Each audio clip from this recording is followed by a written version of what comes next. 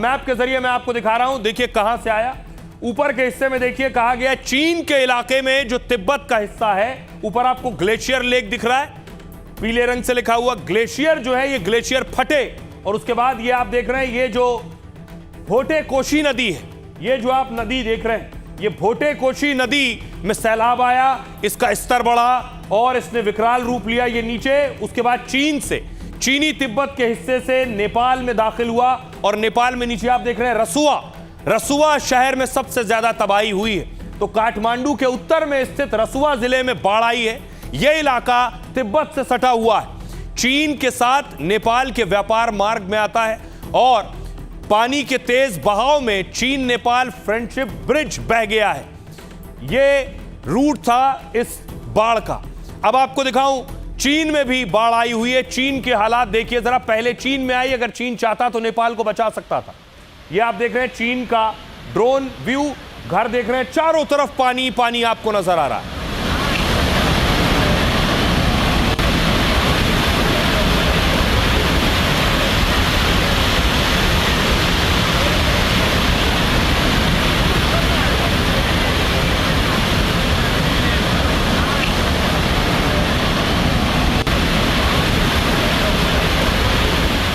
और आइए अब आपको बताऊं कि चीन में जो सैलाब आया वो नेपाल पहुंचा और नेपाल में कितनी तबाही मचाई है उसने।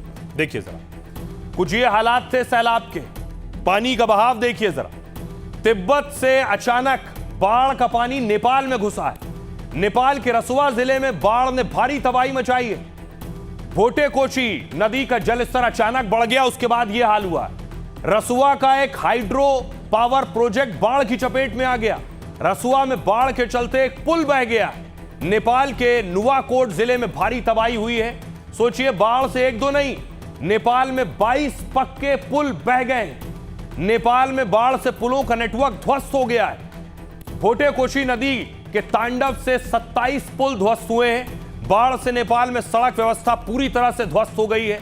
22 सोचिए कंक्रीट पुल और 5 बेली ब्रिज बह गए। शुरुआत में रसुआ में फंसे लोगों को निकालने के लिए हेलीकॉप्टर भेजा गया, लेकिन वो बिना उतरे काठमांडू लौट आया। हालात इतने खराब थे, बाढ़ के पानी में स्थानीय हेलीपैड बह गए।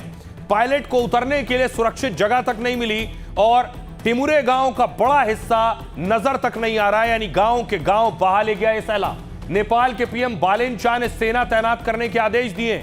नेपाली सेना, सशस्त्र पुलिस बल और नेपाल पुलिस को भेजा गया है। अतिरिक्त एम्बुलेंस और मेडिकल स्टाफ भी भेजा जा रहा है। लोगों को सुरक्षित जगह जाने की सलाह दी गई है। अब आपको दिखाऊं दूसरी तस्वीरें कि अब आखिर बचाव कैसे होगा। पहले तबाही का मंजर देखिए जरा, यह है तबाही का मंजर। आप देख रहे हैं, जहां तक नजर जाएगी आपको तबाही के निशान दिखाई देंगे। देखिए, घर मलबे में दब चुका है, जो मलबा पानी के साथ बहकर आया है। घरों की छत जो है वो जमीन पर आ गई है क्योंकि अंदर सब मलबा भरा है।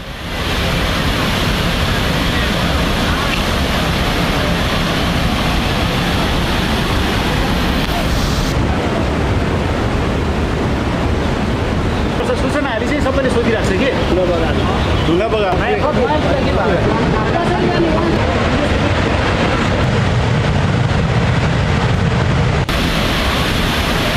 अब देखिए, तबाही की ये तस्वीरें आपने देखी। ये देखिए, लोगों के घर बार तबाह हो गए। जो सिलेंडर पड़े, लोग सिलेंडर उठा रहे हैं कि अब सब कुछ बह गया तो खाना कैसे बनेगा। तो सिलेंडर कम से कम उठा ले, गैस जला सके और खाना बना सके।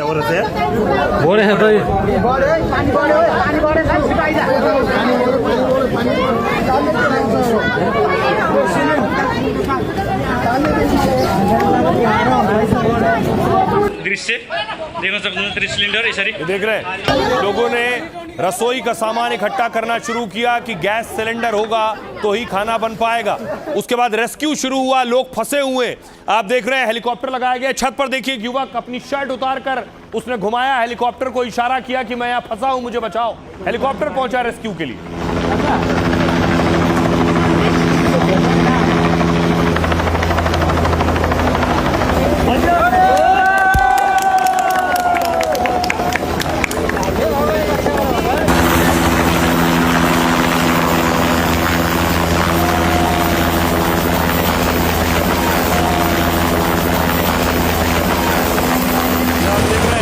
अलग अलग जगह रेस्क्यू के लिए, बचाने के लिए हेलीकॉप्टर लगाए जा रहे हैं। लोग जहां तहां फंसे हुए हैं मलबे में, सैलाब के बीच, घरों की छतों पर।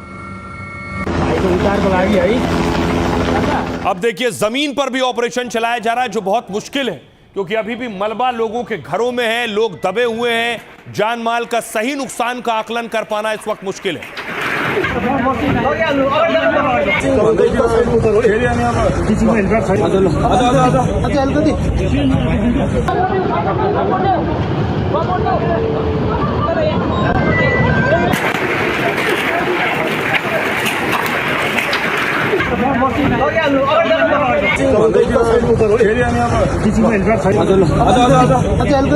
अब देखिए जरा, बड़ी बात यह है कि भारत के भी 100 लोग लापता हैं नेपाल में, जिनकी तलाश जारी है। नेपाल में अचानक आई बाढ़ से सैकड़ों लोग लापता इस वक्त हैं और सैकड़ों लोगों की तलाश जारी है। जो लोग लापता हैं, 105 भारतीयों के भी लापता होने की आशंका है। इनमें से कैलाश मानसरोवर यात्रा पर जा रहे तीर्थयात्री संपर्क से बाहर हो गए। करीब 400 तीर्थयात्री संपर्क से बाहर बताए जा रहे हैं। नेपाल टूरिस्ट बोर्ड ने लापता लोगों के बारे में जानकारी दी है। जिन लोगों से संपर्क नहीं हो पा रहा है उसमें ज्यादातर भारतीय हैं। प्रधानमंत्री मोदी और नेपाल के पीएम के बीच बात हुई है। पीएम मोदी ने इस हादसे पर संवेदना व्यक्त की है। मोदी ने कहा, मुश्किल समय में भारत नेपाल के साथ खड़ा हुआ है। इधर भारतीय सेना नेपाल में मिशन के लिए पूरी तरह से तैयार है। राहत सामग्री, दवाई की खेप भेजने की तैयारी है। C-17 और C-130 विमान स्टैंड बाय पर रखे गए हैं। कुल 291 विदेशी पर्यटकों के लापता होने की आशंका है और साथ ही 93 नेपाली नागरिक भी लापता हो गए हैं। इन लोगों से अधिकारियों और परिवारों का संपर्क नहीं हो पा रहा है। ट्रैवल कंपनियों से नेपाल टूरिस्ट बोर्ड ने डेटा मांगा है। मलेशिया के 17 पर्यटक भी लापता बताए जा रहे हैं। ब्रिटेन के 12 पर्यटक, दक्षिण अफ्रीका से 4 पर्यटक हैं। 3 अमेरिकी नागरिक के भी लापता होने की आशंका है। 100 लोगों की राष्ट्रीयता की अभी तक पुष्टि नहीं हो पाई है। वो 100 लोग कहां के हैं, ये आंकड़े अभी और भी बढ़ सकते हैं। नेपाल में रेस्क्यू ऑपरेशन तेज किया जा रहा है और ताकि फंसे लोगों तक जल्द से जल्द पहुंचा जा सके। हमारी सहयोगी एनडीटीवी की एक बहुत बड़ी टीम नेपाल के उस इलाके में है जो सबसे ज्यादा प्रभावित है। ग्राउंड जीरो से हमारी टीम की रिपोर्ट देखिए। नेपाल के नुआकोट इलाके में पहुंच चुके हैं और मेरे ठीक पीछे आप देख सकते हैं तबाही का मंजर।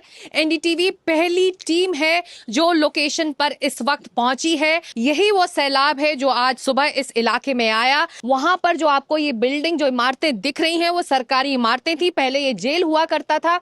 उस तरफ जो बिजली के खंभे दिखाई दे रहे हैं, वहां पर वो बिजली घर था।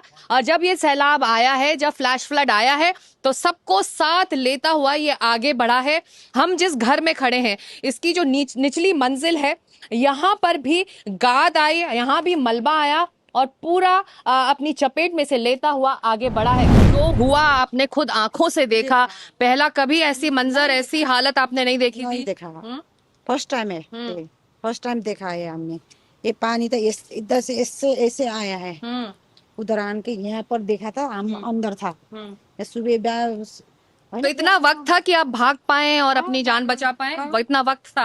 अंदर था मेरा पति को लेकर भागा मैंने, नहीं तो आज हम दोनों भगा के लेकर। सब तबाह हुए, कुछ नहीं है हमारे पास, न पैसे न खाने के लिए, कुछ नहीं है। हमने सुबह से कुछ नहीं खाया है ना, एक बोतल पानी तक नहीं खाया। मेरे को तो जो 200-300 आदमी जो हमारा गांव वाला था, वो जो गांव ही नहीं है। ऐसे पता चल रहा है आपको? गांव ही नहीं है। अभी मैं उधर पहुंचना मुश्किल है। उधर यहाँ मेरा इधर जाने का रास्ता भी नहीं है। ऐसा वाला बाढ़ नेपाल में कभी भी नहीं आया था। ये पहली बाढ़ है जो विनाशकारी और खरबों का क्षति हो रहा है। ये बाढ़ जब ये ऊपर से जब आया था, बहुत स्पीड से आया था। जो पानी का दह है, बहुत स्पीड से आया था। जब हम लोग लगभग 10 मिनट का फर्क में एकदम ऊपर भाग गया। हम लोग बहुत स्पीड से आया था इधर। जब आदमी ऊपर से आया भागो भागो बोला, तब हम लोग सब इधर से भाग गए। 2-4 आदमी फंसा हुआ, शायद मर गया होगा, वो लोग लेकर गया होगा।